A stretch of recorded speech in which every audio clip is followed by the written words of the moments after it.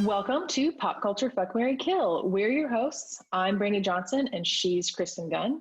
Every episode, we break down the good, the best, and the absolute trash in pop culture, and we decide which one is our fuck, marry, or our kill of the week. We won't ever be fuck, marry, or killing any people because we're classy ladies, but all of the stuff we're consuming way too much of. It's the classic game you know and love, but this time it's got a spicy pop culture twist. So let's get into it. But before we do, Brandy, do you have any follow-ups or do we have any calls? No calls, but I do have two very quick follow-ups, both which make me cackle with glee. The first one is HBO's Run was canceled after one season. If you'll remember a few episodes back, I had picked Run. It was a 30-minute show that premiered on HBO. It starred Donald Gleason and Merritt Wever. And I picked it as my fuck one week. I think I had watched 2 or 3 episodes up to that point, and I was really enjoying it. I will confess, almost immediately after that episode, I stopped watching it because the next episode was really boring and I didn't really care where it was going, and I never finished it. I still have half the season to watch. I finished it. You did? That's even better. Yeah. And it was just announced last week that it had actually been canceled. So my follow-up is just sometimes the fucks aren't always great, which whatever. And, you know, too bad for Merritt Wever and Donald Gleason because I like both of them. Yeah. It's not worth watching. Like, don't waste your 4 hours. I'll give you the Cliff Notes one day, but it's not worth it. Okay, great.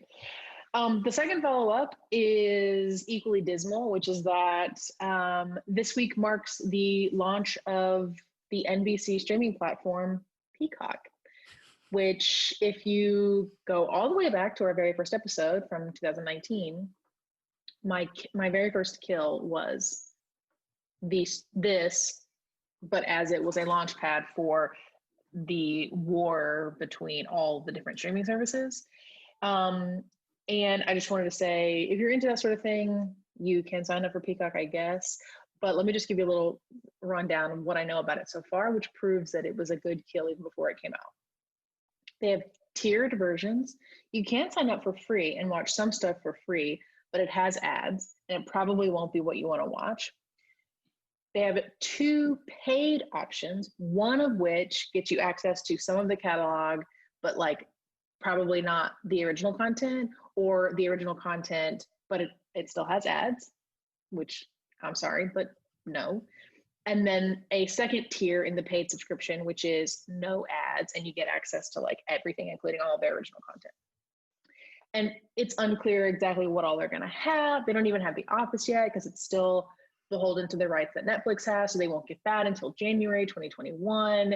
They are trying to come out of the gate with a Brave New World adaptation, which yikes-o-rama.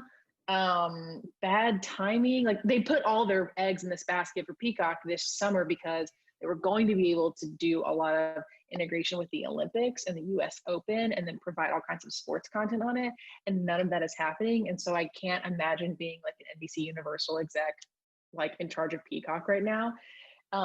Anyway, with everything else that you have going on, I don't think Peacock is probably going to be what you want to sign up for or pay for. And just wanted to say, it can still die a fiery death for all I care.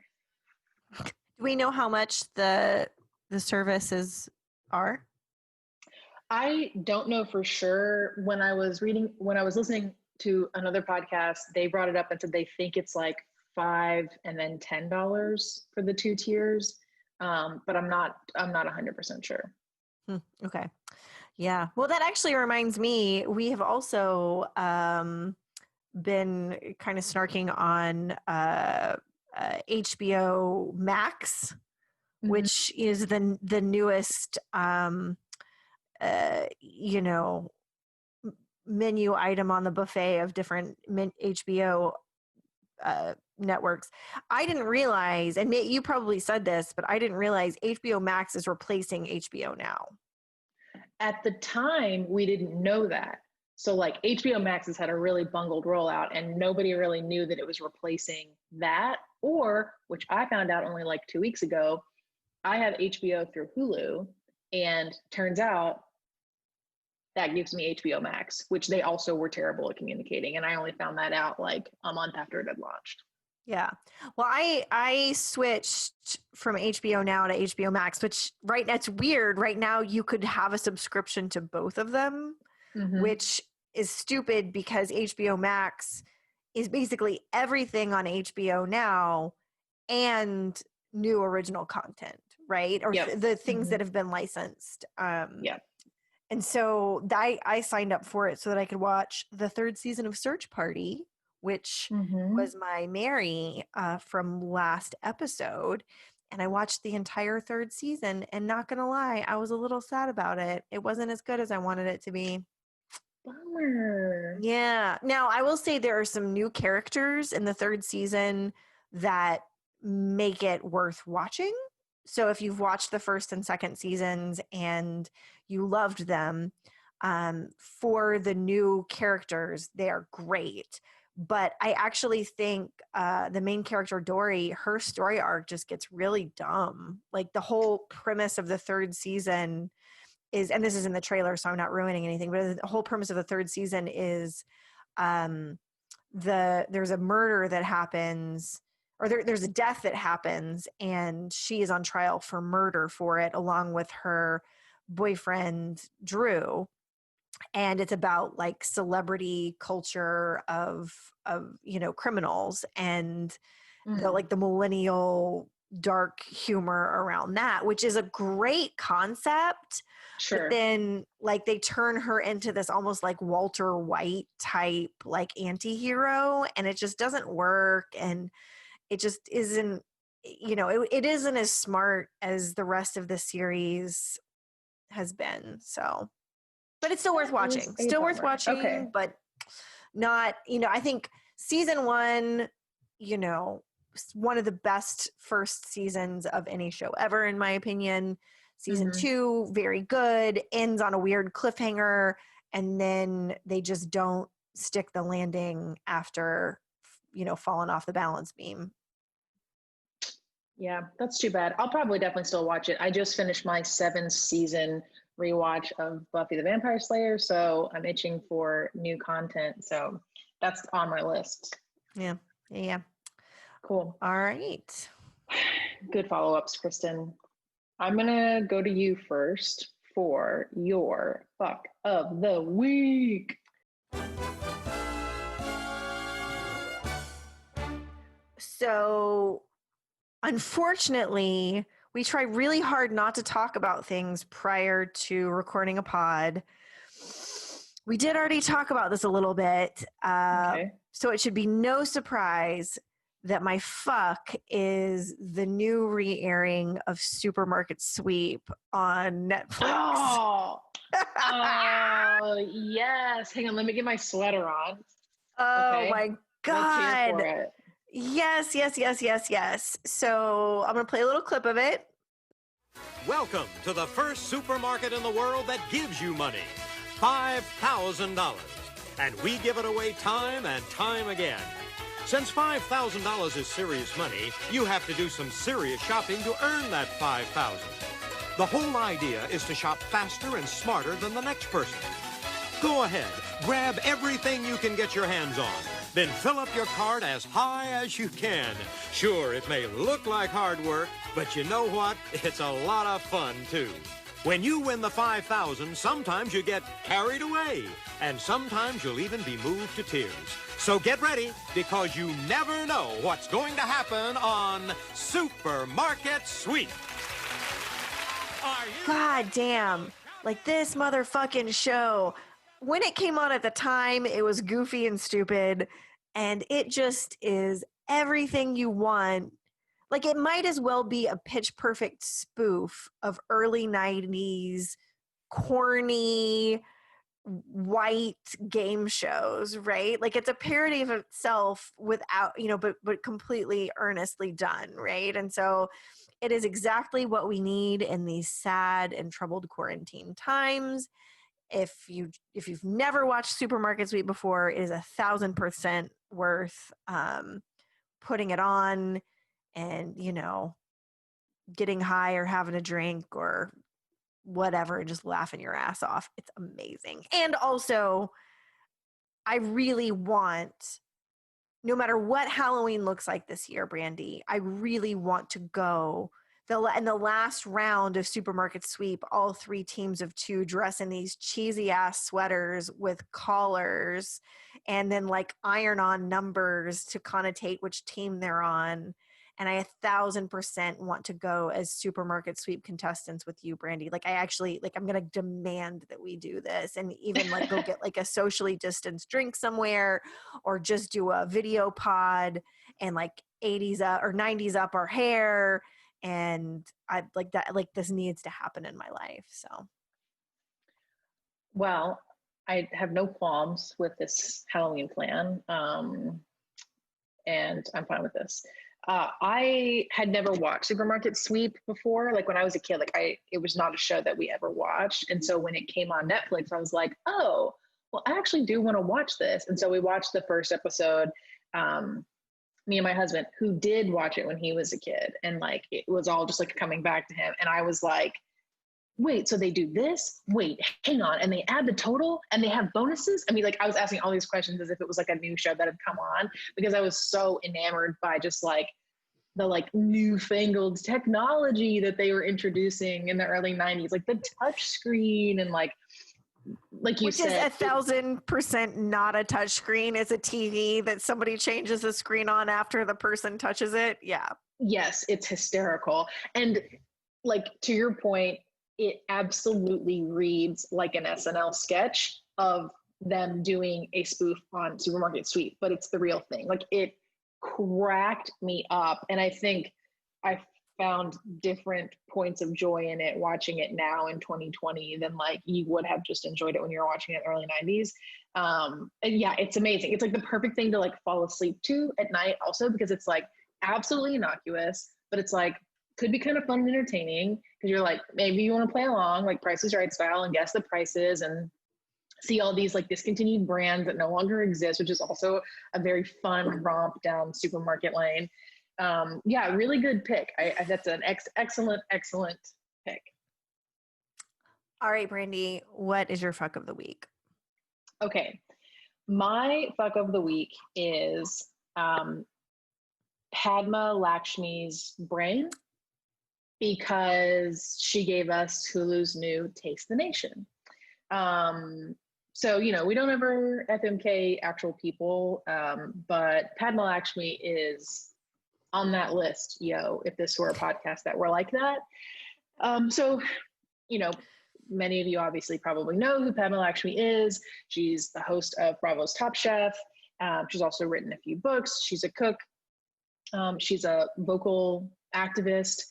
She's just an all-around amazing person. She speaks 5 languages. If you didn't know, like she's incredibly smart and thoughtful, and she's an immigrant to this country, and she just has such a funny, sharp point of view about all things, including food and politics, which I think is just a very interesting cross-section that she is a part of. But her very first solo sort of like wandering chef culture show that she's ever had premiered on Hulu in June, and it's called Taste the Nation, and it is so fucking good. Like I can't express how different it feels than those sort of wandering chef culinary adventure shows. They all sort of feel the same. And she brings a different point of view to it because she's a woman, she's a mother, she's an immigrant, and she's worked her fucking ass off to get here. And this is her first foray into this type of medium. And she asked this question on the show, what even is American food? What does that even look like? And it's a very interesting question that obviously has been asked before, but every episode she visits a different community to explore. It starts off as like a certain point of a certain type of food, but the backdrop is always, this is an immigrant community. This is the food that they make, and this is why it's American now. And it's just so rich and educational, to be quite honest with you. Like, she shines lights on communities and food that like you probably know of and have eaten, but know nothing about how they came to the United States or why they're so prolific. She visits El Paso, where the backdrop is Border Patrol and immigration and helicopters flying over while they're having conversations about, authentic Mexican food, and what that sort of Texas, Mexico food culture is like.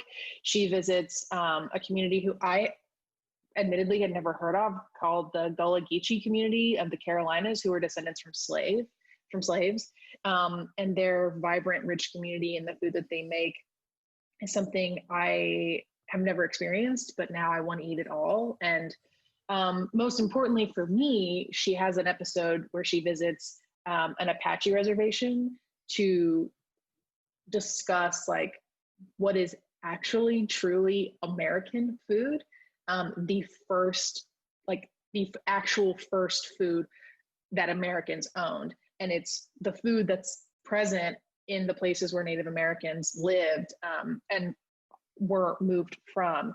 And it was actually a really emotional episode. Like, I found myself very emotional watching her talk to these Native Americans about how they don't have food sovereignty because they were moved from places where it was just this plethora of animal and plant life that's truly American food, but that they don't have access to anymore because all they get is food shipped in from the government. And so she had she dubbed like a traditional American Thanksgiving, which was Native American food. And they made this amazing feast using animals and plants from the desert in which they were on. And it was just like really emotional to like go, well, fuck yeah, like that is what American food is. If we were going to say what is American food, it's this food that they're making off of the land because they were the first Americans that lived here. And so it's just a really interesting show, and it taught me a lot. And I love a show that actually teaches me stuff. And she's just really an amazing dynamic person to watch too. And she eats with her hands and she drips it all over her face, and she doesn't give a fuck about looking, good or not stupid or whatever. Like, she'll ask questions and if it makes her look stupid, like, she doesn't give a shit. Like, she wants to learn and have these conversations. And yeah, I just really, really, really liked it. And I recommend it if you like food shows, eating shows, traveling, wandering chef shows. It really holds its own. I'm really glad you said that, because I saw the thumbnail for it on Netflix, and I was like, it seems like Netflix is a puppy mill of comedy specials and food travel logs. And, I'm glad that you are talking about it, because I'm so here for all of that. And I'd completely written it off, right? Like, it's like, oh, here's another one of these. And like, I think since Chef's Table, which I watched like the first season, then maybe one or two episodes of the second season. And then I was like, okay, it's really good, but like, I don't need to watch more food porn, Yes. Right. And then like every other, travel log with a chef, it's like, it only is interesting for like 5 minutes, right? Mm-hmm. And then it's like different versions of the same boy band song, And Yep. So I'm real excited. I'm really. I would have never watched it unless you had said something. So, but like, I'm so excited for all of that. And to be really honest, like, I almost wrote it off too, even though I like her and I like, culinary shows. But to your point, I honestly think one of the biggest differences that she brings to it is that she's a woman. Like, most of those travelogue shows are hosted by the same fucking chef who's had the same fucking tough life in kitchens and yada, yada, yada. Or they're like really obnoxious versions of that, like Guy Fieri or whatever. And like, she brings a completely new point of view to it. And it really does change. It changes what the show is like. Also, the never ending sort of cavalcade of interesting people she talks to. Like, she gets really cool people to actually have conversations with. And it's not just like, oh, okay, I'm looking at my watch waiting for this episode to be over. It's like, I want to watch this. Like, she talks to this community of Thai women, and this woman is amazing. She had like the first Thai restaurant and like ever in Las Vegas, and one of the first ever in the US. And she has owned this restaurant in Vegas since I think the early 90s. And it's consistently voted like in the top 5 restaurants in the United States, period, regardless of like genre of food. And she says at one point, she's like, women can do anything, no need to behave like the men. Sometimes women can do everything better than men anyway. And I just like, it was just like the coolest conversation she was having with this, you know, super old Thai woman who just is like, basically, no, fuck that. We can do whatever we want. And it's just, yeah, it's just a really interesting show. So don't write it off like Kristen and initially myself. Watch yourself some Taste the Nation on Hulu.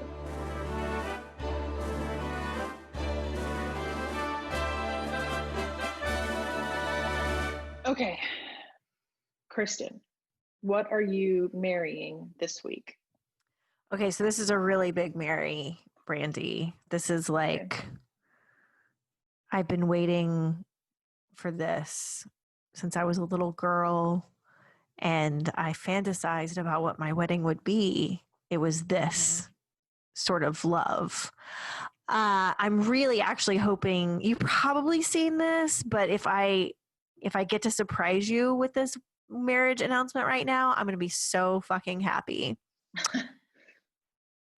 Do you know what's happening on July 20th at 7 p.m. on YouTube? I do not. Would you believe that it was 7 years ago that Happy Endings went off the air? Oh, yes, I do know about this. So Happy Endings is having a reunion special to raise money for quarantine. It's going to be on YouTube on July 20th at 7 p.m. And I am so fucking excited. Oh my gosh. Yeah, it's been 7 years. Jesus. Isn't that, like, I read that and I was like, no, that's not right. That's not incorrect. Right. But here we are. Yeah, no. So, dear listeners, if you don't know already, Happy Endings is one of the best shows that's ever been on TV. Brandy and I have a mutual love of Happy Endings. The fast, witty banter that is so, it's like 10 layers deep with every joke. And I actually didn't know that they did a table read of a lost episode in 2017. And I was just watching that right before we recorded the pod of the episode that would have aired after what ended up being the series finale. Oh, what? Yeah. So I haven't finished watching it yet, but it is also amazing. I'll send you the link to it. You can just, it's on YouTube. You can, you know, if you're listening to this, you can do Happy Endings Lost episode 401. It's a table read from Entertainment Weekly that aired it dropped on YouTube in early 2017. And it is goddamn, like that show, like it's like Happy Endings is like that high school crush that you have that you build up in your mind, and then you actually get to fucking date him, and he ends up being even better than you imagined, which never happens, by the way. And then you are engaged and you get married and you live for 10 years in bliss and harmony, and then he disappears mysteriously and you never know what happened and your heart just hurts. And then one day he shows up on your doorstep, and come to find out he had fallen into a trap door and been stuck underground eating roaches and rats for 10 years. And now you get to have him back again, even if it's just for a brief period of time, because you've moved on and you're married to someone else now and you can't be married to him anymore, but you get to have that moment. And I am so excited for that. Oh my God. Okay, I have a couple of things. One, if you were married to Happy Endings, but they left us and you moved on, who are you married to now? And secondly, how do you describe Happy Endings to people who you want to watch it? Because I struggle with this, because I have tried to communicate to other people you need to watch happy endings if you enjoy comedy, if you enjoy fast paced, if you enjoy like some of the most perfect casting television has ever witnessed. You have to watch this. But then I'm always like, it's six friends who live in Chicago and they're all hilarious in their own way. And I don't know how to describe it better than that. Is that how you describe it? I don't know that I don't have a good answer for you, because you're like, that was, to me, the fatal flaw of the show was it sounds like Friends. Yes. Yeah, totally. And everybody thinks that still, that like, oh, it's like it's like Friends, but it's not. Right. And so like, if I were going to try to convince someone now to watch it, I'd probably just say, watch the fucking show. Like, watch it. Mm-hmm. If you like me, if you consider me to be someone that has good taste in anything, you can skip season 1, start with season 2, like, and just watch the fucking show. That's probably what I do. And I just be like, I'm not going to tell you anything, just watch it, because I stand by it being the best show. Yeah. Similarly, that's kind of why I knit it out. I was like, I don't know how better to describe this. Like, can you just watch it and just understand that it's an amazing show, and then come back to me and be like, you were right. I'm unworthy.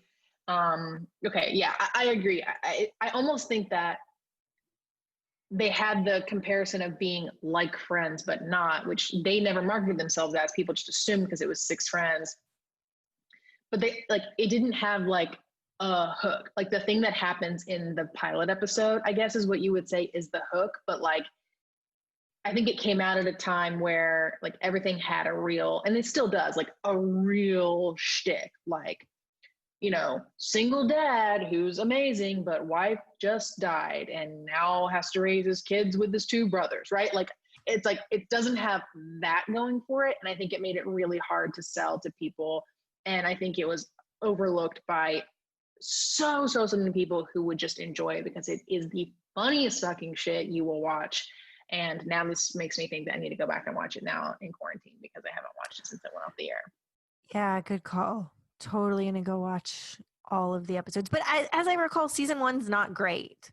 Like, season 1 is fine. And then season 2, it like the quality, it's not even like there's a ramp up like with Parks and Rec, where like, you know, the first half of season 1 is kind of meh, but by the end of the season it's good. And then season 2 just, you know, it's off to the races. This, it's like season 1 is like a solid 6 out of 10. And then season 2 just jumps to a 10, 11, 12, 20, you know, the moon. Yeah. I can't remember season 1 right now, but I would venture to bet that you are correct. Yeah. I think that's what I recall. So. And I believe that it's on Hulu, if I'm not mistaken, that you can watch the seasons. I don't know. I have to go look it up. That could be a lie, dear listeners. Definitely go watch the table read. I'm 3/4 of the way through it now, and it makes me so happy. Yeah, this is a really good Mary. I'm glad that you brought this up. All right, Brandy, what is your Mary for the week?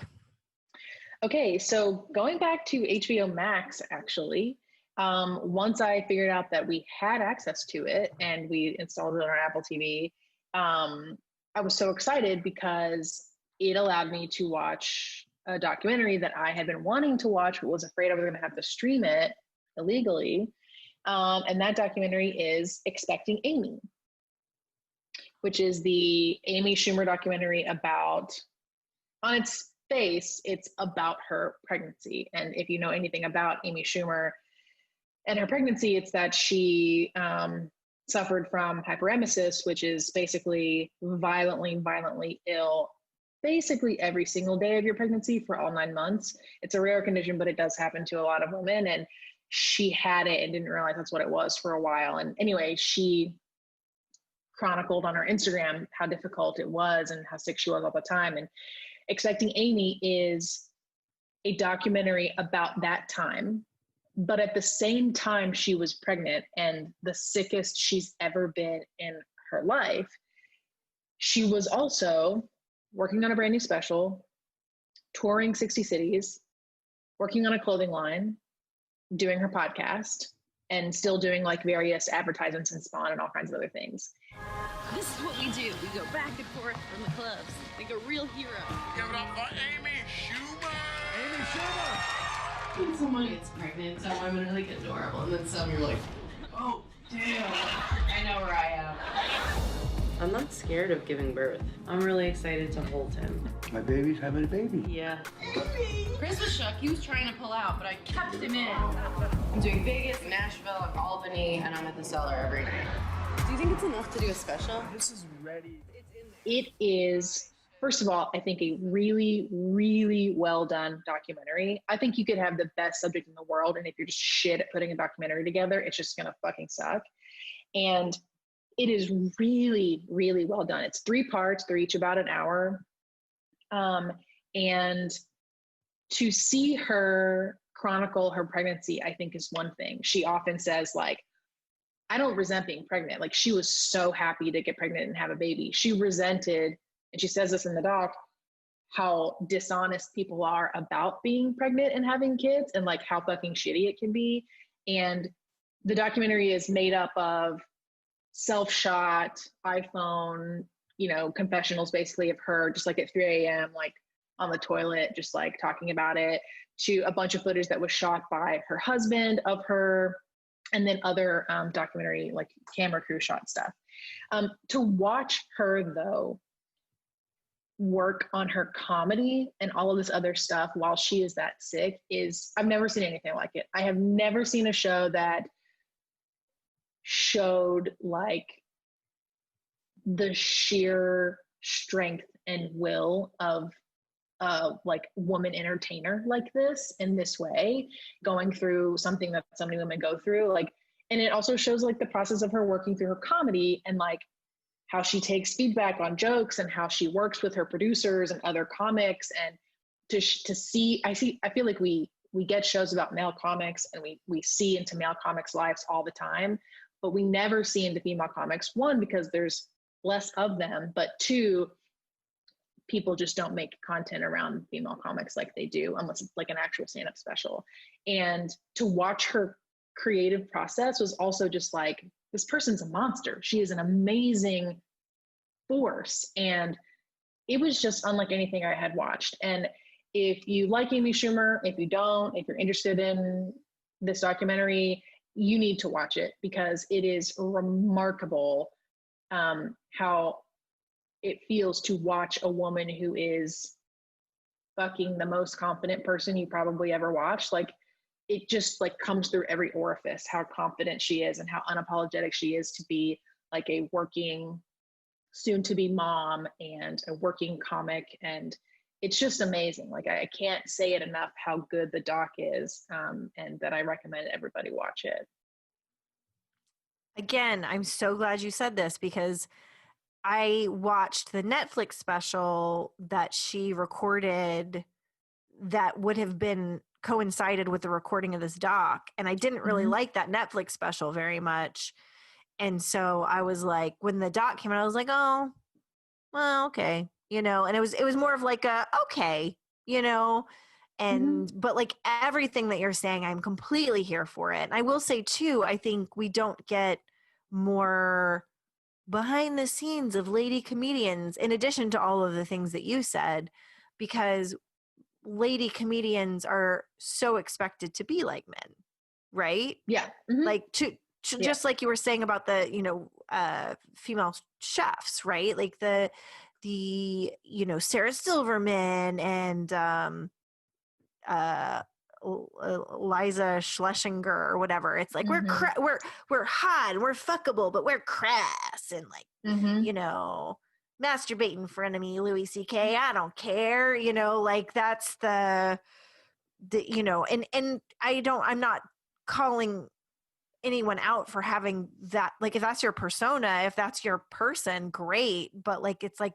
we expect our lady comedians to be that, right? So Sure. To be outside of that box in any way, to not be like a size 0 or 2 and completely fuckable, and to have lady problems, you know, Mm-hmm. not just like, I'm going to eat some buffalo wings and watch Sure. sports and talk about dick, you know, like, I'm super here for it. So love it. Yeah, I highly recommend it. And like, there's also a little side story in it that is about, I mean, her and her husband's like love story is very present. It's a very present thread throughout it, which also is just like very sweet to watch unfold. And after they are together and get married, they find out that her husband is on the autism spectrum. And so there's a part of the documentary is navigating this relationship and this new diagnosis. And like, if you think you know Amy Schumer based on her comedy, you don't know her, because she is vulnerable and emotional and really sensitive and just like full of love for the people around her. And you wouldn't have seen that if you hadn't watched this. And there's a part in the very last episode, after she has her kid, that is maybe my favorite thing that's ever happened, which is they roll her. She had a C-section. They roll her, and it was a very complicated C-section. And they're rolling her back into her room after they've spent 3 hours sewing her back together. And she's like all drugged up, and she goes, "Men can't do shit." And they just like roll her back into her room. And it made me laugh so hard, but also just like made me feel so sad, because like we have to do so much more to be seen as equals. And I think that's a really big thread through the documentary too. So I hope you watch it and let me know what you think, Kristen, because I'll be so curious. Oh, I know I'm going to love it. So it's happening. Good.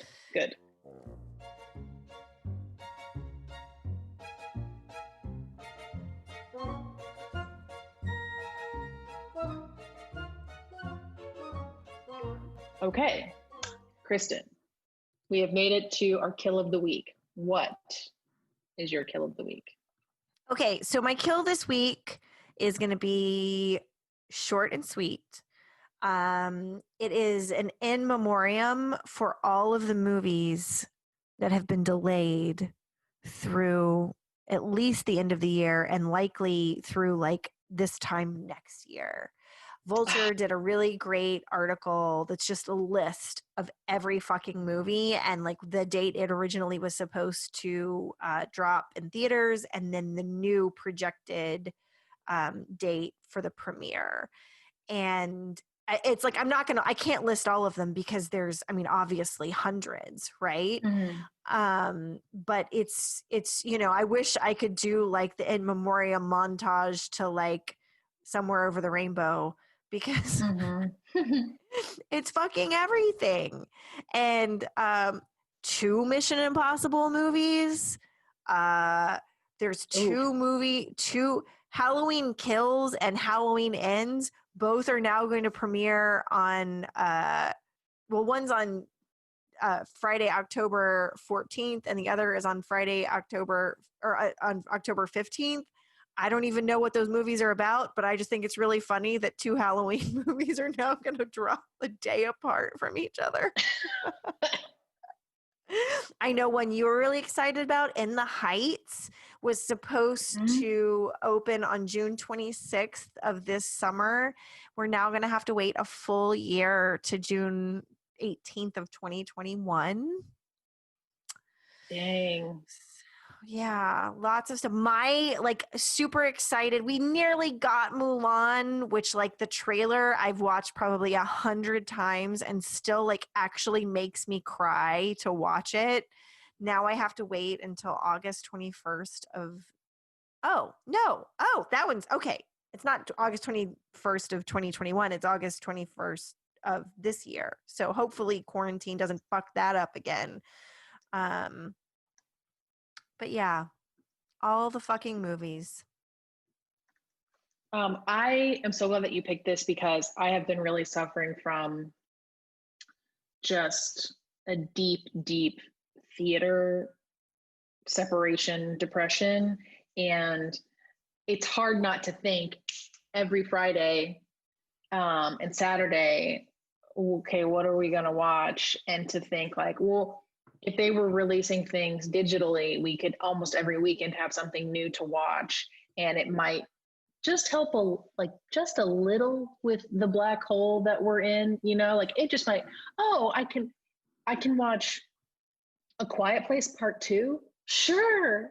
I want to spend 2 hours doing that. I want to watch Mulan. I want to watch Wonder Woman. Yeah, fuck yeah. It would help just a little. But instead, it's like every weekend is just so fucking bleak because it's like, okay, well, we can watch Tom Hanks and Greyhound, a movie about subs, or I can continue watching season 20 of The Amazing Race. Which is it going to be? So good kill because it's on my kill train also. All right, Brandy, what is your kill for the week? Okay, mine's probably a little bit old news, which, as you guys know, we haven't done an episode in a little while, but I've been slowly following this saga. And so I wanted to talk about it. My kill is the Lady Antebellum, Lady A copyright saga. So for a little background, lots of companies, schools, football teams, syrup brands, everybody was changing their name during the last couple of months during all of the Black Lives Matter protests, which rightfully so. Great. Let's get rid of, Dixie and Aunt Jemima and all that shit, fucking burn it to the ground. One of those things was Lady Antebellum, country trio, very popular.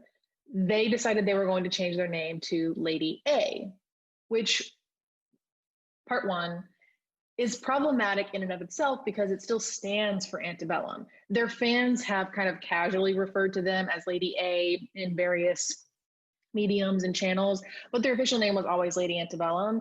And Antebellum definitely has a connotation of racist plantation houses, a type of Southern house linked to slavery and that sort of history that we have. And so they decided, you know what? We'll just change it to Lady A. Okay. Sounds good in theory, except that it stands for the exact word that you wanted to get rid of. And also, there is actually she's not super famous, but she's been in the biz for 20 or 30 years. There is a Lady A that already exists. So they didn't do a quick Google or they didn't Bing it, nothing to just double check that there wasn't already a Lady A floating out there. Her name is Anita White. She's a blues soul singer, and she's been performing under the name Lady A for Anita, for probably 20 years. And so ensues this sort of copyright battle between the two of them because Lady A, Anita White, is like, hold on, I don't have 40 million fans, but this is what I've been performing under because it's my name for the last 20 years. So you can't do this. And it looked like they were going to come to terms with it, and Lady A might change their name, or they'd settle and pay Anita a bunch of money to be able to copyright. I think she asked for $20 million, something like that. And then it came out a week later, well, we just couldn't come to an agreement, so we're going to move forth. And now they are suing Lady A, Anita White, for the trademark rights to Lady A. So you decide to change your name because you feel like it's racist. So then you decide to sue the Black woman who has been performing under that name for the last 20 years so that you can keep that name. Doesn't exactly sit right with me. In fact, it's one of the most asinine things I think that's come out of this, let's change our name part of performative art for Black Lives Matter. And the whole thing is just really disgusting. And Lady A, Anita, spoke to Rolling Stone last week, I think, where she finally made a statement that was she says, quote, "They want to change the narrative by minimizing my voice, by belittling me, and by not telling the entire truth. I don't think of myself as a victim, but I've worked too long and too hard to just walk away and say I'll share the name with them. They want to appropriate something I used for decades. Just because I don't have 40 million fans or $40 million, that shouldn't matter." And I don't know how this is going to play out. I don't know if they'll end up suing her or if they'll settle or if they'll change their name, but the whole thing is just fucking atrocious and I hate everything about it. And it just makes me want to scream. And so that's why it's my kill, because could you not have even done literally anything besides sue this Black woman whose name you're trying to steal? Fuck right off. Oh man. Yeah, I'm curious. I haven't followed it too much, so you might know whether this is true or not. I feel like I read something that said the reason why they were switching to that name was because they actually do own the trademark for that name. Like they've had it for like a long time, which is not to say, I mean, like here's the deal. When you're changing your name to not be complicit in romanticizing slavery, just don't take the name of a popular singer that happens to be Black, right? Like just don't do it. Even if you have the trademark, don't do it. Just Step pick number another one. name. Pick another name, right? But I think that was the splitting of hair nuances. They did own the trademark, and she was like, "Well, I'm going to sue you," and they're like, "Well, we're going to countersue you." So you are correct. They have owned the trademark for Lady A for a while, which is what makes this a little more complicated. But yeah, to your point, it's like, again, where was your PR and your legal team to say, this is a bad move? This is bad. We should probably, even though we own it, maybe not do this. I mean, right. Like, and again, like I'll go back to Lady A still stands for the word that you're trying to get rid of. So like, it would be as if Aunt Jemima was like, we're just going to go by Jemima now. We're just going to get rid of the aunt, like it's fine. Like that's not the same thing. It's like, this is the N-word pancake mix. Yeah. Right. Like it's like, you're not doing what you said, what you thought you were doing and trying to look good. And now it's just this disgusting mess. And I think it just shows, you're a very popular, very privileged, very rich white country group. And you're so blinded by your own privilege, that you own that trademark and that you've, had people call you that, but like, not really, that's not your name. And that it still represents the thing that you're trying to get rid of. Like that's some fucking bullshit privilege if I've ever seen it. So. Right. And the sad thing is, because they own the trademark, they are legally in the right? Yeah, so like totally. in court, they will probably win, but the better thing to do is just pick a different fucking name, right? Like for no matter what angle you look at it from, it's actually the best, like best solution. Pick a different fucking name. Give her the trademark. There you go. Call it a day. Everybody's good. Again, hello, like you just made a better decision than anyone on their PR or legal teams. And for that matter, like this is tangentially related. The Dixie Chicks changed their name from the Dixie Chicks to the Chicks. But I read that somewhere that Natalie Maines was saying the two running names that we had were just going by the Chicks or going by Men, which is the initials of the three of the girl singers. And I was like, why didn't y'all just go by Men? Because that is hysterical to me. And like, I get the equity in Chicks, like for sure, I understand. But like to rename your group, these three women who were outcasts for being vocal about George fucking what's his nuts, like, I'm sorry, but like if they had been like, we're the Men, I would have been like, this is the best that's ever happened. So it's all just a big mess. Which incidentally, I have heard the Chicks' new album is fucking the tits. And I've read something like years ago about how a Goodbye Earl movie was in development, and like I'm still waiting for my fucking Goodbye Earl movie. So like let's have that next year, please. Yeah, I also have heard that it's the tits, but I have not listened to it. So somebody listen to it and let us know if it is in fact the tits or not the tits. Okay, Kristen, do you have any honorable mentions? I don't have any this week. I'll be super quick with my honorable mentions. In fact, I'll just do one and I'll save one for another time. Cool. So my my boyfriend in my dreams, Taika Waititi. You did it! You said it! You said it right! I've been practicing, you Yay! know, He'll be every very time impressed. every time we talk on the phone. Taika Waititi, you're great. He's like, say it again, pronounce it correctly. That's good. Yeah. So he is doing a online series on Facebook, actually, reading James and the Giant Peach, along with like a cabal of celebrities that are really, it's really impressive that they pulled the celebrities that they got to raise money for some different COVID related causes. And so have you seen this?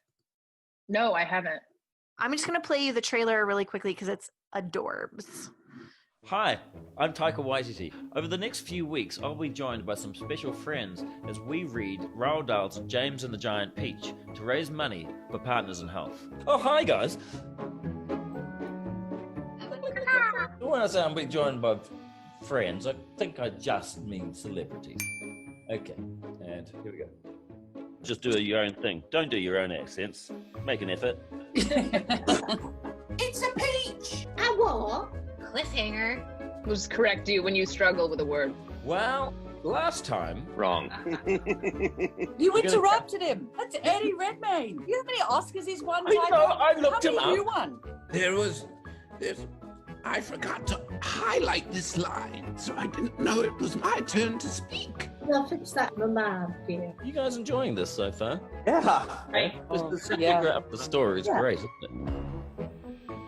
Because of course, right? Because of course. Wow. I like the amount of pull he must have in Hollywood. Like, I think everybody that's doing this is like, they've either been in one of his movies or they're like, I want to be in one of Taika's movies. So hell yeah, I'm going to help him read James and the Giant Peach. Yup. And so, and the thing is, like, this is getting no traction. I think because I follow him, it came up on my feed.